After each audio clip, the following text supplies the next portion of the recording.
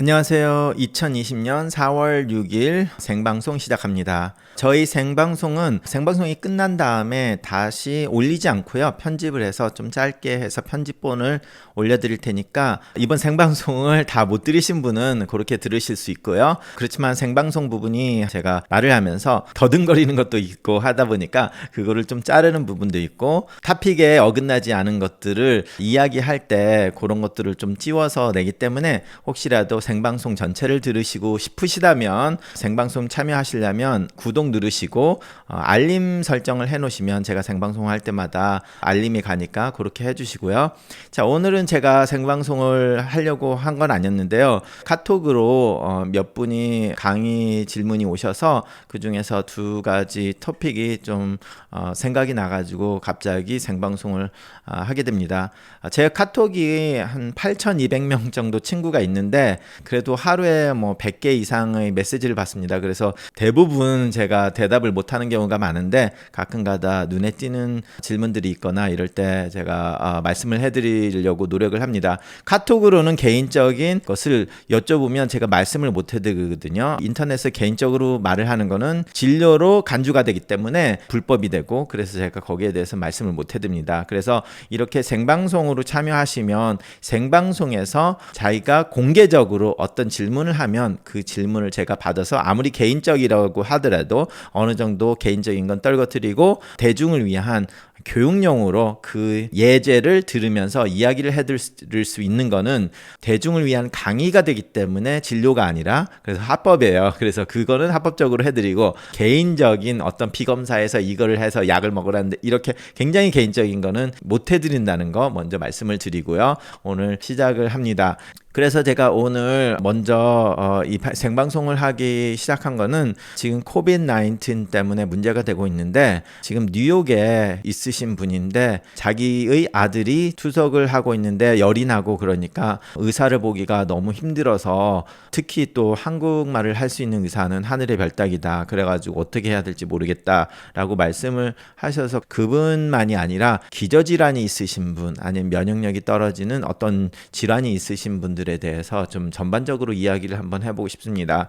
투석 환자는 항상 이런 전염병이 돌면 가장 큰 이슈가 되는 집단이거든요. 왜냐하면 일주일에 3번씩 큰 혈관을 통해서 주사를 찔러서 폐를 거르고 하다 보니까 감염에 굉장히 노출이 됐고 호흡기 감염에도 더 노출이 되는 이유가 아무래도 투석센터에서 면역력이 없는 사람들이 모인 데에서 투석을 3시간에서 4시간 정도 한다 하면은 결과적으로 총 있는 시간이 뭐 4시간에서 5시간이 있게 되기 때문에 일주일에 3번 굉장히 밀접한 접촉을 하게 되고 면역력이 없는 사람들이 집단이다 보니까 문제가 크게 터져요. 그래서 예전에 사스가 있었을 때도 문제가 됐고 그리고 메르스에서도 대량으로 치명타를 입은 사람들이 투석센터에 계신 분들이었죠. 그렇기 때문에 이번에도 코로나19가 일었을 때도 그 투석센터에 큰 문제가 있을 가능성이 있어서 신장학회에서도 거기에 대한 좀 가이드라인을 만들었었고 그랬거든요. 그동안 많이 얘기가 나왔던 거는 이제 당뇨병 있으신 분, 뭐 고혈압 심장질환 있으신 분들 얘기가 나왔는데 투석을 하신 분이나 콩팥 문제가 있으신 분들 이 얘기가 많이 나오지는 않았어요. 왜 그러냐면 지금 굉장히 많은 사람들이 지금 큰 타격을 입기 때문에 투석 환자들은 좀 뒷전이 됐죠. 그 사람들이 굉장히 타격을 받기 쉬운 계층이긴 한데 널싱홈 환자처럼 그런데 보통 일반 건강한 사람도 문제가 되다 보니까 여기에 대해서 말이 많지가 않았어요. 자, 그래가지고 투석 환자는 자기가 걸리면 굉장히 치명타를 입을 거라는 거를 가정을 하고 다른 사람들보다 더 훨씬 많은 조심을 해야 됩니다. 결론은 지금 뭐 마스크를 쓰라고 하니까 마스크 열심히 쓰시고 그것보다 제일 중요한 거 손을 열심히 씻는 거 항상 강조하죠. 지금까지 제가 강조한 것들을 곱하기 몇을 해가지고 자기한테 그만큼 강조를 해서 중요하다고 생각을 하셔야 됩니다.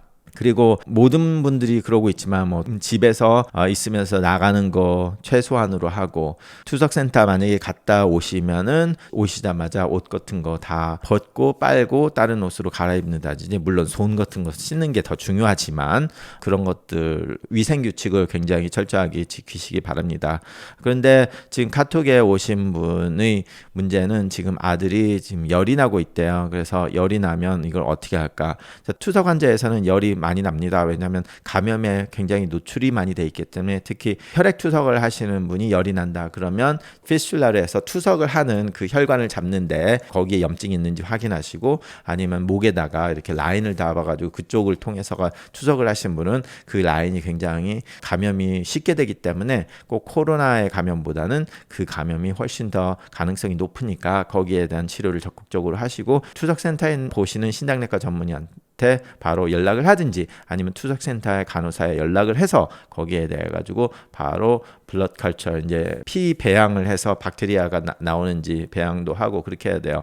조금이라도 투석센터는 약간 이상하다 그러면 다른 사람의 아주 많이 이상한 것처럼 생각을 해야 돼요. 왜냐하면 증상이 잘 안 일어나다가 결과적으로 증상이 나타나기 시작할 때부터 호흡 부전으로 해서 뭐 인공호흡기를 닫는 시간까지 다른 사람보다 훨씬 빨리 진행이 되기 때문에 되게 조심을 하셔야 되는 분이니까 만약에 열이 난다 하면 절대로 저한테 이렇게 물어보셔가지고 그거 하는 것보다 바로 투석센터에 연락을 해서 거기에 대한 적절한 치료를 받으시라고 굉장히 강력하게 말씀을 드리고 싶습니다.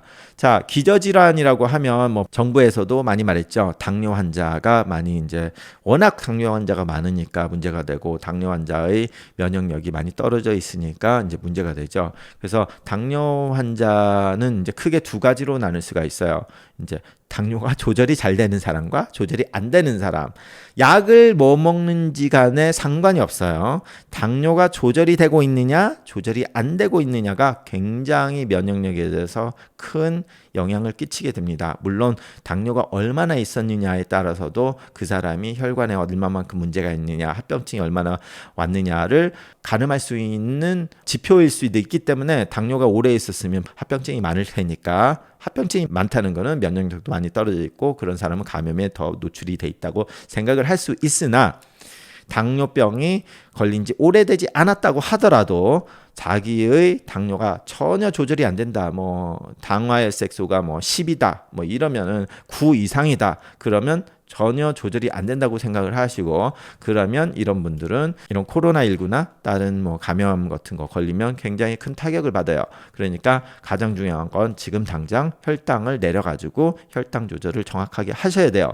저번 달에 예를 들어서 당화혈색소가 10이 나왔다. 그래가지고 맨날마다 400을 하고 있다. 그러면 오늘부터 내가 혈당을 내려서 뭐 공복혈당이 100으로 뭐 이제 며칠 만에 내려가지고 안정을 시켰다. 그러면은 그것 자체만으로도 굉장히 도움이 되거든요. 지금 400이냐, 지금 100이냐에 따라서 지금 당장 면역 세포들이 얼마나 잘 일을 할 수 있느냐 없느냐 바로 알려주고 있기 때문에 그거를 내린다고 하면 바로 효과를 볼 수가 있어요.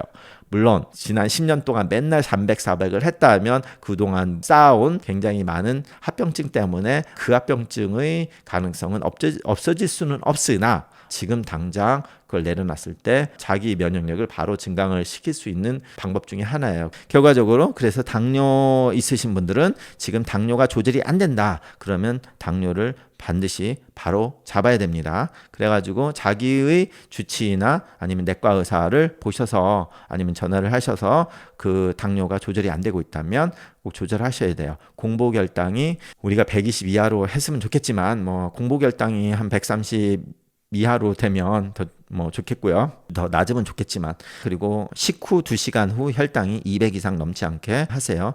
최적의 저기는 뭐 공복혈당이 80 정도 나오고 그리고 밥 먹고 나서 뭐 160, 170 나오면 딱 좋겠죠. 근데 이제 A1C가 뭐 10 정도 된다. 그러면 아침에 공복혈당 200 그리고 식사 후 뭐 450 뭐 이런 식으로 하면 이제 여기다가 코로나19 나오면 이제 저 세상 가실 수 있는 겁니다. 그러니까 그거는 바로 고칠 수 있잖아요. 그러니까 꼭 자기가 혈당 체크해보고 조절이 안 되면 의사와 상의를 하세요. 그리고 이제 키모테라피 하시는 분, 항암 치료제, 그러니까 암 같은 거 걸리셔서 항암 치료 하시는 분은 굉장히 더 조심을 하셔야 되고요. 암 중에서도 백혈병 암은 굉장히 진짜 조심하셔야 돼요. 백혈병은 말 그대로 백혈구를 많이 만드는 건데 많이 만들다 보니까 제대로 된 백혈구를 만드는 게 아니라 작동을 못하는 백혈구를 만드는 거죠. 그러니까 면역 시스템이 군사는 많은데 싸울 수 없는 군사만 만들어 놓은 거예요. 그러니까 이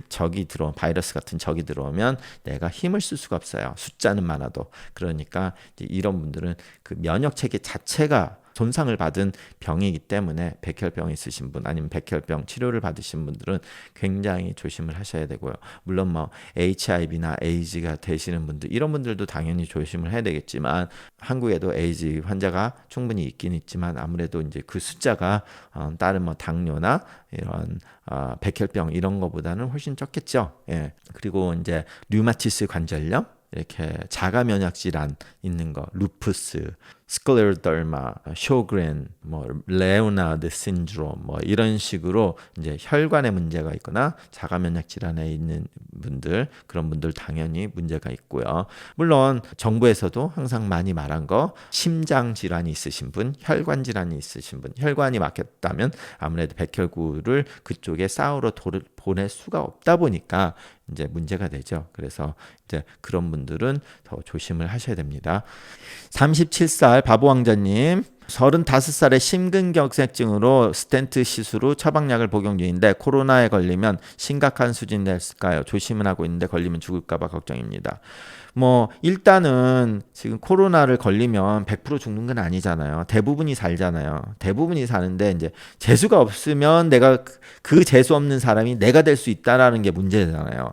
지금 그러니까 뭐 한국은 1%가 안 되는 거에서 좀 안 좋은 나라는 뭐 5% 7%까지 가요. 그러니까 100명 중에 많이 죽은 데가 5명에서 6명 죽은 거고 한국에는 100명 걸려도 1명밖에 죽은 게 아니에요. 그러니까 자기가 먼저 벌써 걸렸다면 자기가 아무 문제 없이 넘어갈 확률은 많아요. 그런데 이제 이런 게 이제 100분의 1에 죽을 확률이면 굉장히 작은 것 같긴 하지만 굉장히 큰 수치예요. 굉장히 높은 수치예요. 그렇잖아요. 100명 중에 1명 죽는 게 뭐 그것도 앞으로 2주 안에 크죠. 그러니까 이제 걱정을 하셔야 되긴 하지만 그러니까 손 열심히 치시고 심근경색증이 걸렸다고 하면 35세 그러면 2년 전이잖아요. 그러면은 2년 동안 얼마나 몸 관리를 잘했느냐에 따라서 자신이 면역력이 어디 왔는지를 알겠죠. 만약에 35살 때 심근경색증이 왔을 때는 자기가 굉장히 비만을 했고 운동도 하나도 안 했는데 예를 들어서 만약에 120kg였는데 내가 그걸 막고 운동을 열심히 해서 지금 120kg였는데 지금 70kg밖에 안 나간다. 2년 만에 자기가 그만큼 노력을 해서 운동을 하고 했다. 그러면 제가 보기에는 보통 사람들하고 거의 같다고 생각을 하셔도 큰 문제는 없어요. 근데 120kg였는데 지금도 120kg다. 그러면은 제대로 된 생활 습관을 안 했다는 거잖아요. 운동도 제대로 안 했고 식사도 조절 안 했다는 사람이잖아요. 그러면은 그런 사람들은 굉장히 위험 수치가 높다고 봐야 되죠.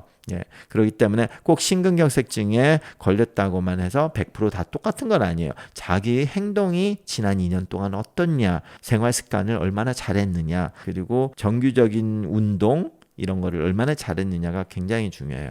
강직성 척추염을 앓고 있습니다. 주사 치료해야 되는데 이 주사 맞아야 될지 모르겠어요.